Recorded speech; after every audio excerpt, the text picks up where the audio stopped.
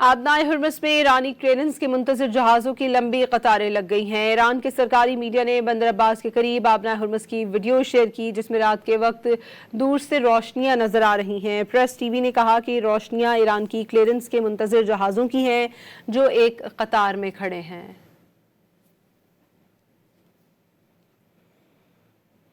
आबनाए Hormuz में ईरानी clearance के मुंतज़िर जहाज़ों की लंबी कतारें लग गई हैं। ईरान के सरकारी मीडिया ने बंदर अब्बास के करीब आबनाए हुर्मुज़ की वीडियो शेयर की, जिसमें रात के वक्त दूर से रोशनियां नजर आ रही हैं। प्रेस टीवी ने कहा कि रोशनियां ईरान की क्लियरेंस के मुंतज़िर जहाज़ों की हैं जो एक कतार में खड़े हैं।